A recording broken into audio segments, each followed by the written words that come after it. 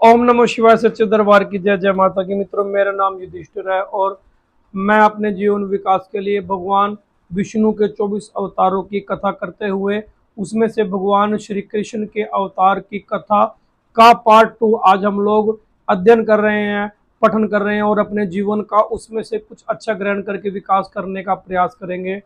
भक्तों, पिछली कथा के अंदर हमने भगवान श्री कृष्ण के जन्म संबंधित कथा सुनी थी। किस तरह से उन्होंने अपने जन्म को दिव्य बनाया और कंस के संहार का एक उचित जो है मार्ग जो है उन्होंने बनाया।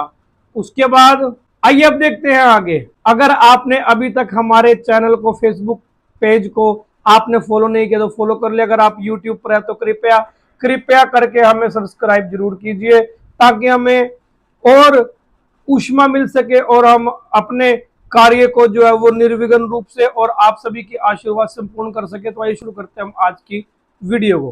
तदंतर अक्रूर जी मथुरा से वृंदावन आए और श्री कृष्ण जी और बलराम जी ने उनके साथ वृंदावन से मथुरा के लिए प्रस्थान किया। बलराम जी ने और श्याम जी ने, इन दोनों भाइयों ने मथुरा की सजावट देखी, वहां के बहुत ज्यादा दिव्य जो है वहां के स्थान देखे। कुवलिया पीढ़ हाथी, मुष्टिक, चणूर और कंस का उन्होंने जो है वो संहार करके पृथ्वी से भार कम किया। मां देवकी और पिता वसुदेव को उस कारागार से मुक्त कराया। उसके बाद राजा उग्रसेन को कारागार से मुक्त कराने के बाद भगवान श्री कृष्ण ने उन्हें राज सिंहासन पर बैठाया, उनको उनका उचित स्थान दिलवाया। फिर संदीपन ऋषि के आश्रम में गए, वहां पर उन्होंने विद्या अध्ययन किया। वहीं पर भगवान श्री कृष्ण की उनके मित्र सुदामा के साथ संदीपन ऋषि के आश्रम में भेंट होती है। जिस समय कृष्ण जी मथुरा के अंदर रह रहे थे तो कृष्ण जी और बलराम जी ने मिलकर, उद्धव जी के साथ मिलकर यदुवंशियों का बहुत प्रकार से हित किया। बहुत से अनेकों ऐसे कार्य किए जिससे यदुवंशियों का हित हो सके, उनका भला हो सके। जरासंध कई बार सेनाएं लेकर आया और हर बार उसकी सेना का संहार करके पृथ्वी से जो है वो दुष्टों का भार कम करने का कार्य भगवान श्री कृष्ण जी बलराम जी ने किया। काल यवन को मुचुकुंद से भस्म करा दिया। द्वारिकापुरी बसा के सबको रातों रात वहां पर पहुंचा दिया। स्वर्ग से कल्प वृक्ष और सुधर्मा सभा भी ले आए। भगवान ने दल के दल शत्रुओं को युद्ध में पराजित करके रुक्मणी का हरण किया। बाणासुर के साथ युद्ध में भगवान ने महादेव जी पर ऐसा बाण छोड़ा कि उन्हें जम्भाई आ गई और बाणासुर के जो है वो दोनों हाथ काट दिए। प्राग ज्योतिपुर के राजा भौमासुर को मार के 16,108 कन्याओं को भगवान श्री कृष्ण ने मुक्त कराया। शिशुपाल, पौंड्रक, शल्व, दुष्ट दंतवक्र, मुर, पंचजन जैसे अनेक दैत्यों का संहार करके पृथ्वी के ऊपर से दैत्यों का, राक्षसों का भार कम करने का कार्य भगवान श्री कृष्ण जी ने किया।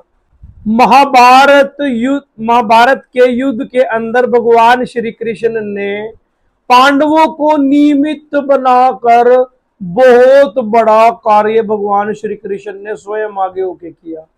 अंत में ब्राह्मणों के शाप के बहाने उद्दंड हो चले यदुवंश का संहार करवाने का कार्य भी इन्होंने ही किया।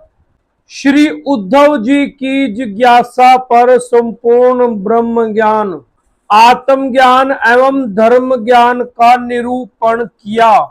इस प्रकार भगवान श्री कृष्ण की अनेकों ऐसी लीलाएं हैं जो हमारे जीवन को खिलाने का कार्य करती हैं और जगत के प्राणियों को पवित्र बनाने का कार्य करती हैं। बोलिए श्री कृष्ण कन्हैया लाल की जय। बांके बिहारी लाल की जय। उनकी कथाओं को, उनकी कहानियों को किसी भी दायरे के अंदर बांध के नहीं रखा जा सकता। और अगर आप भी भगवान श्री कृष्ण की किसी अलौकिक कथा कहानी को जानते हैं और आपको वो अधिक प्रिय लगती है, कृपया कमेंट बॉक्स में जरूर कमेंट करें।